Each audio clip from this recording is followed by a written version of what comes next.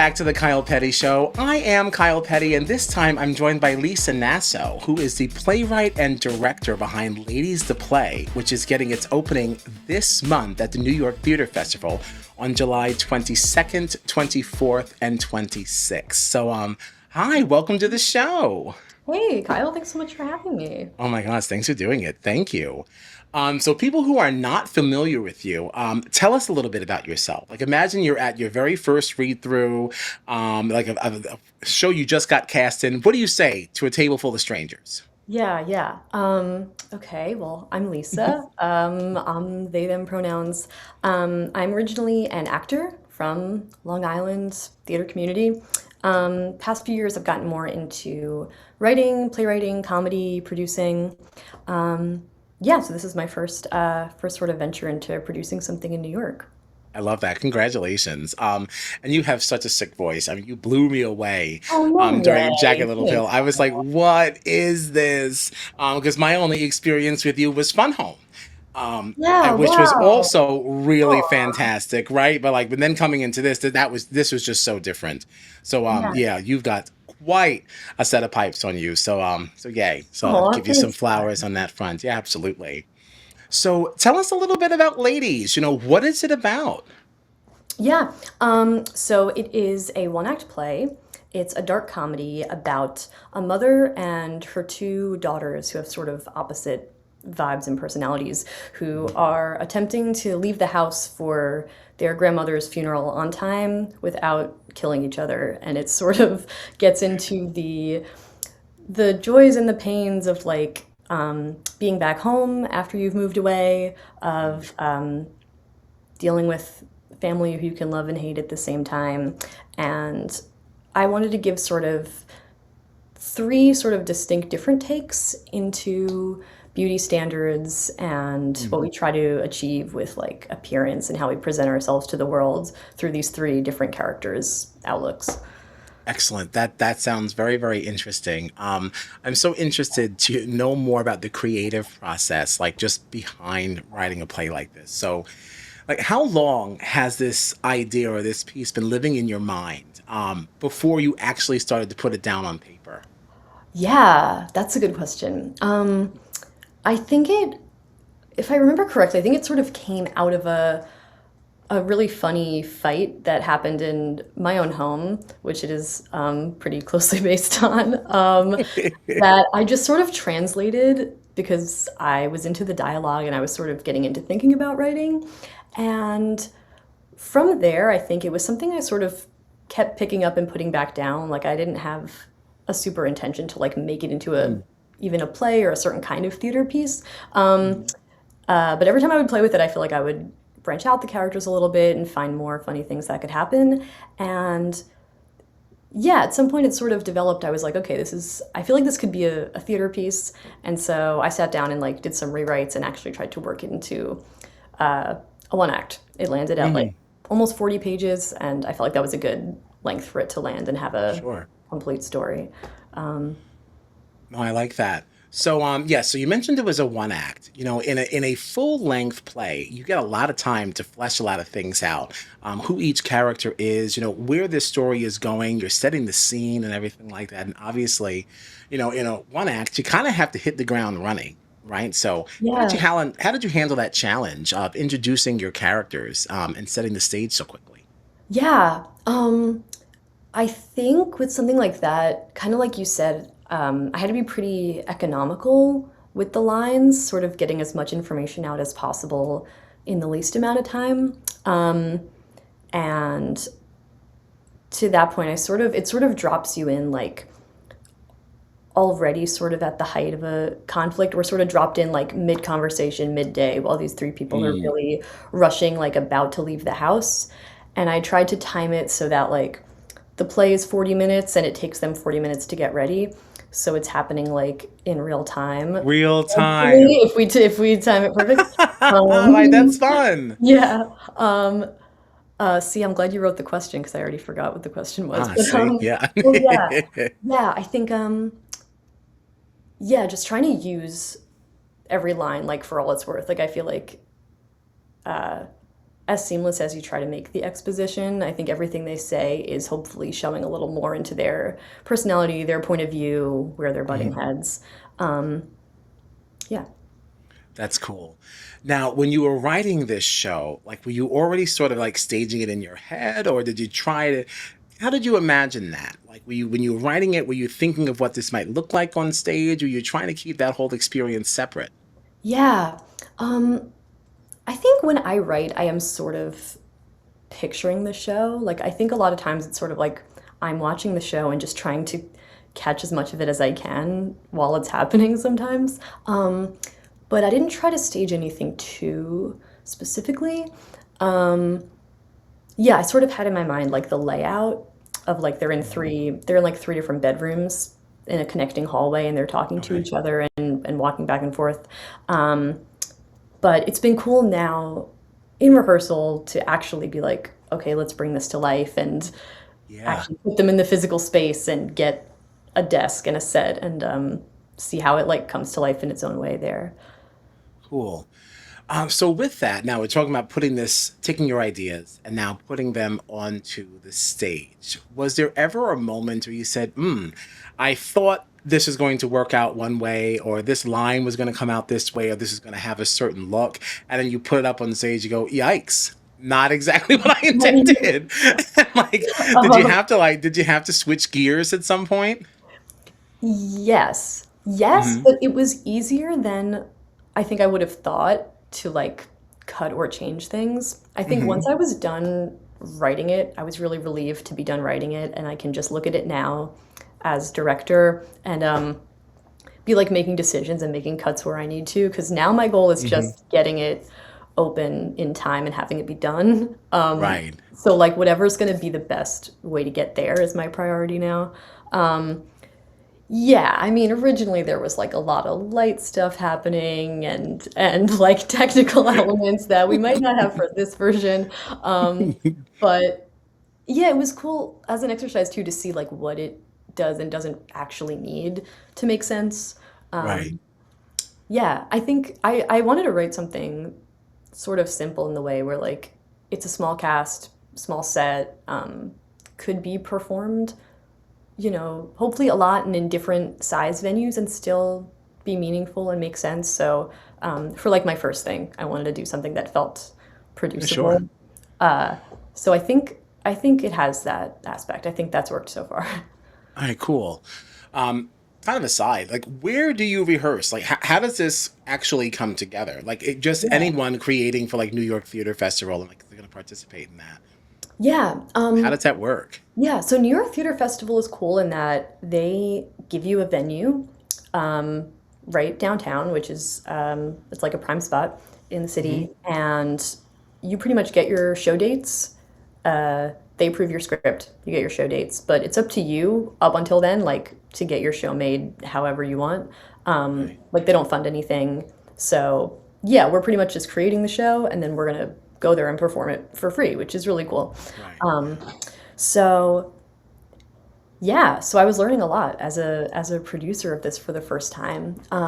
We rehearse in like Midtown Manhattan usually, and there's actually a lot of places that offer free rehearsal space for Really? artists that you can, yes, and Hmm. I can even send you a link. Or if you Google it, there are like listings of all different venues that offer free spaces.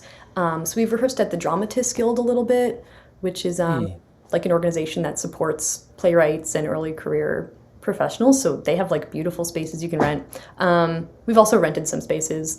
Um, yeah, but that Okay. part was easier than I thought, actually. I Oh, initially didn't wow. know if it was going to be more of like a Long Island based show or a city show, but just the actors who auditioned and who we ended up getting four more people were in the city, so that's where we've been rehearsing. Yeah, that's cool. Definitely send me on those resources. I just would like to have Yeah, them. I have yeah. nothing to put up, but People like, will want just it. for people who are asking, yeah, like, it's Maybe just I'm nice trying to to have that stop. information. Yeah, Oh yeah. absolutely. Sure. All right. Awesome. Cool. Now back to the show. Like, as the writer, you kind of know exactly what a line is supposed to mean, right? But as a director, like, how much freedom have you given your players to kind of find their own interpretations, even if it was a little different from what you had imagined? Yeah. I think for me, that's been like probably the biggest challenge of directing something. Because I've been writing for a while, but I'm newer to directing. So um, I think I ended up casting, I think, three actors that had really strong takes on their character that felt like they brought themselves to it and they knew what they were doing. Um, so I'm trying to just let them run with it and not Hmm. get in their way too much, honestly, unless I need to like clear something up. Hmm. But it's definitely been a cool experience and does feel like it's still sort of in a workshop phase. Like I might do rewrites after this. Um, to see, yeah, maybe some lines are like obvious to me what they mean, but Hmm. aren't to the cast, or maybe they find something, like you said, that's different about it or something new in it. Yeah, it's just always cool to like share your art with other people and see what they Hmm. interpret it as. Yeah. Did anybody come up with an interpretation of a character or a line that wasn't that you intended, but you said, you know what? Maybe we'll keep that. Um, yeah, I'm sure. I don't know if it's a different interpretation, but one of our actors is Julia La Rotonda, who is a Okay. Long Island-based actress as well. Um, and she's just been really cracking everyone up in rehearsal by like uh she'll just like scream a line that wasn't maybe in my head intended to be like yelled, but Hmm. it's so fun and it works. It's like motivated from how she feels. Yeah. So that's in there a bunch. I've just I was like that was amazing. And if it like makes the other people in the room laugh, then I feel like that's when I know it's working Yes. because they're That's your kind of first my sign. audience at this point. Hmm. And when it feels unexpected like that, like I think that people will find it surprising and funny. Yeah. Um, I like that. I like that. Now, once it's all said and done, and this show closes, what is like the number one feeling or the conversation that you hope the audience is like leaving the theater with? yeah. Um, I mean, I hope that they laugh. I hope they cry, maybe.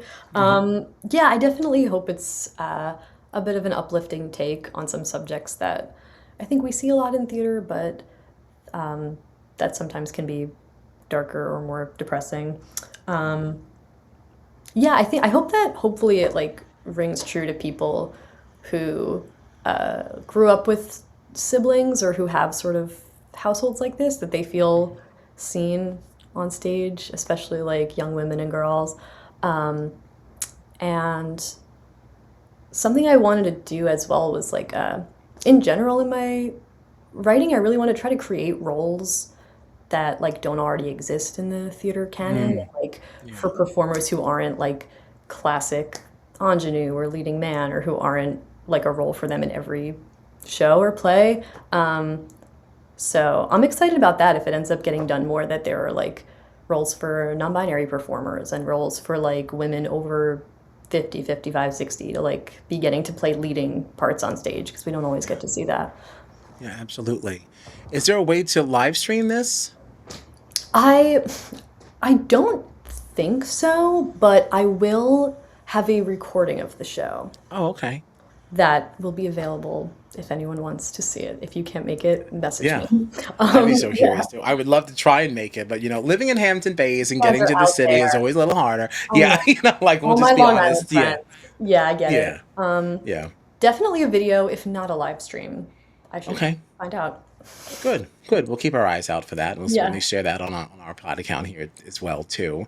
Now you mentioned having to rent spaces, and I saw you've had some photo shoots and things. So we're actively spending money, right? Is there a way for people to be able to donate towards the production of the cause? Yes, I have a Kickstarter that's running. So many people have been really generous and chipped in, Yeah. especially like Long Island theater friends. It's like so cool to see. Yeah, so if you go to our Instagram page, which is at Ladies the Play, or I think if you just Google like Ladies, my name, Kickstarter, you Hmm. should be able to find it. We have some fun incentives. If you donate at different tiers, you can get that video. You can get a copy of the script or little merch things Oh, we're gonna make. awesome. Yeah, if anyone feels so compelled, anything helps. Because like I said, Very, we're very. we're producing it ourselves, and yeah. Yeah, no, that's not cheap. It's not cheap to have your own podcast. I can't imagine putting up your own show. I know it. I So know. Yeah. yeah, yeah. So good. All right, awesome. Now you're no stranger to the stage, as we kind of like alluded to before. What are some of your personal like favorite roles and shows that you've been a part of? Ooh, I have to say, Jagged Little Pill was like a dream show. So I was so excited when I saw they were going to be doing it in Long Island, and Smithtown was one of the first places ever, I think, like post Broadway and tour. Like it's one of the first Jagged Yeah. Little Pills to happen. That was Um, my first time seeing it. Yeah. First in Long Island and like second in New York or something. Yes, that was a dream show. Just like Yeah. cool. I'm such an Alanis fan too that it was just like so fun to get to do that.